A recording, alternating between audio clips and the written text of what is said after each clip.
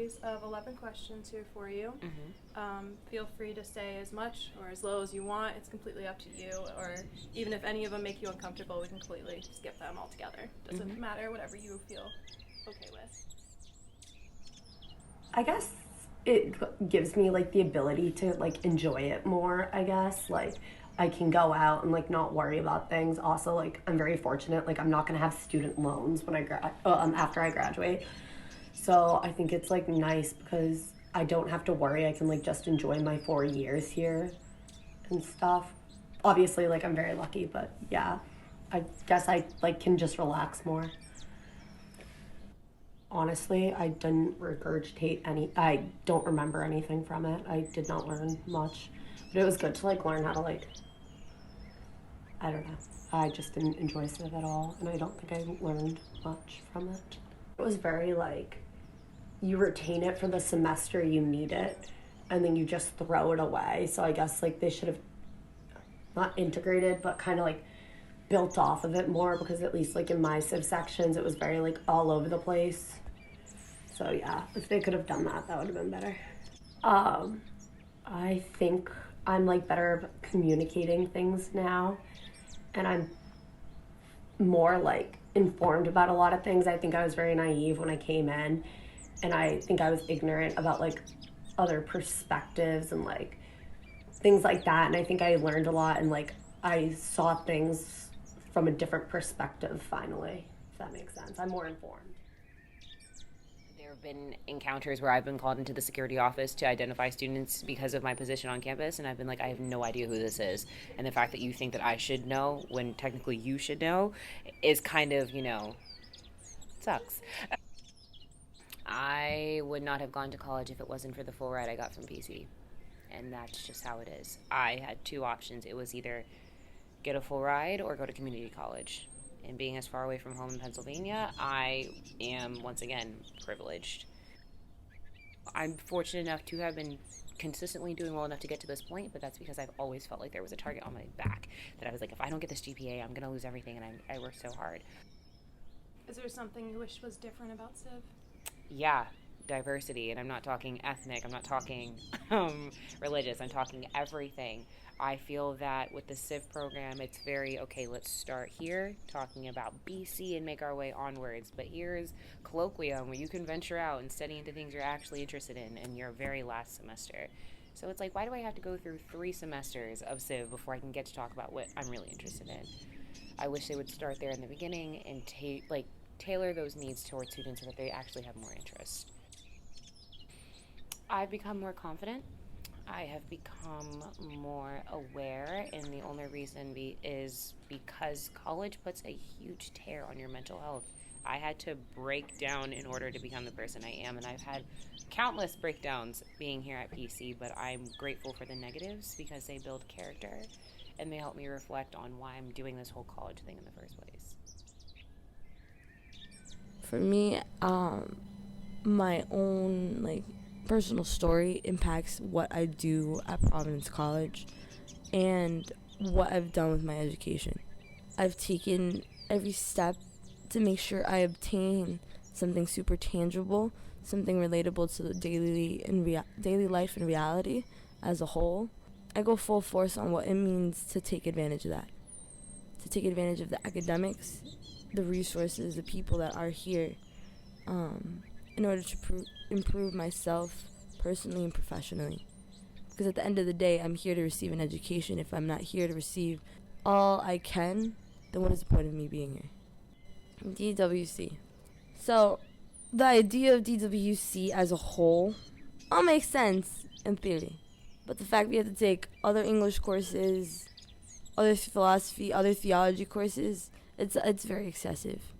The Civ program in itself does entail what a liberal arts education is, but it can also improve in the sense of, it can very much improve actually, in the sense of being more inclusive to other cultures.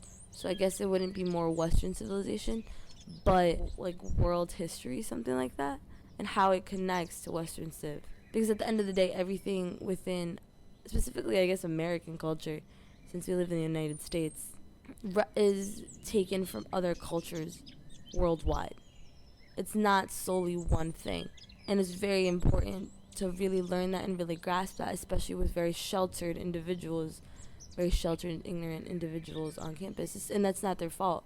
That's how they were raised. That's the community they were in from the beginning of their time on Earth.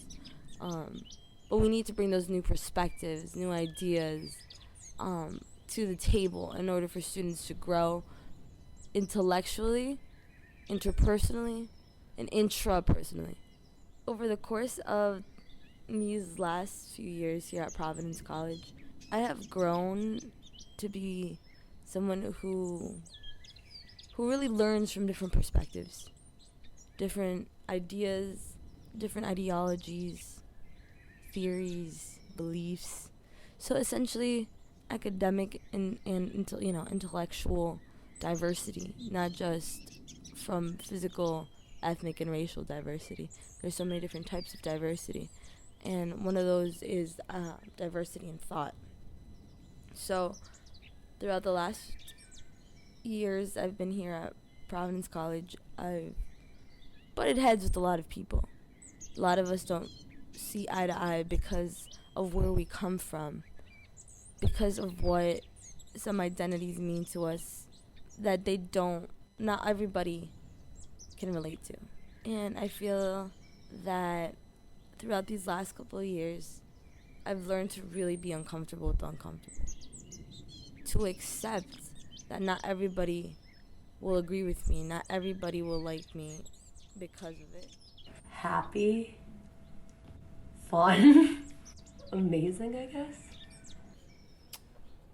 Well, it happened. I can honestly say there are so many memories where I'm like, I cannot believe that just went down. I cannot believe I just went through that. But also, too, I did that.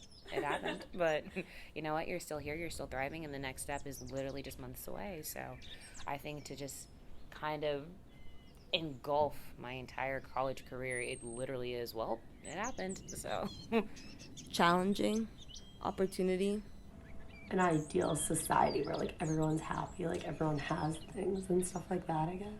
I feel like a utopia is a place where some people would argue that it's all happiness and that there's no strain. I say a utopia is both. Good and evil must coexist in order for there to be a balance. So when I think of utopia, I think of something super positive. But essentially everything is so perfect. Everything functions well. Not a cup is out of place. Not a hair is out of line on your head. Everything is just beautiful. But when you really think about it, if you think of perfection, perfection doesn't exist. Perfection is non-existent.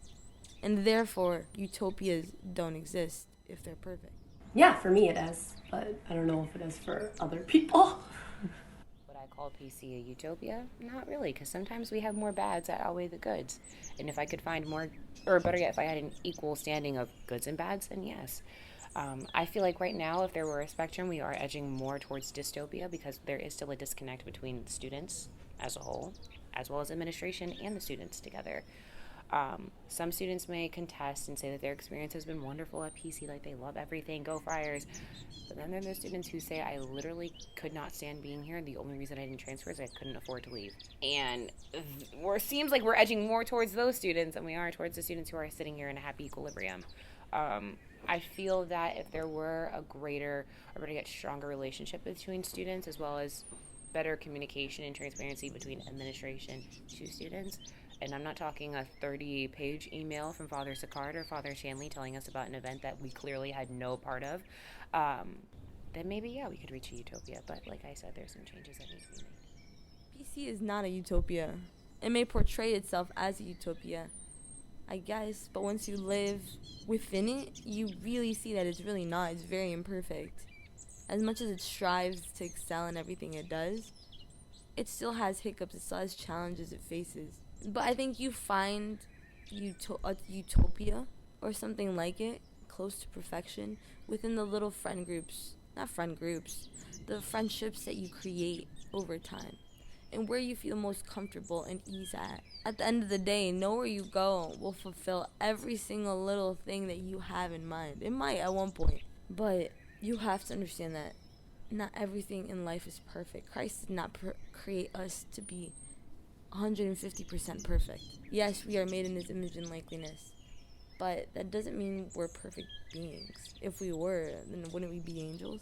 There's a quote that I really like, and it states, "We all go, but what we leave behind should be bigger than us." That's a quote by Cameron Boyce. And what I grasp from that is that, yes, once we all leave the world, we're gone. But the relationships that we create, whether it positively impacts you or negatively impacts you, they impact you and allow you to grow as a whole through the challenges and adversities you face, but also through the friendships that you create and you allow yourself to experience.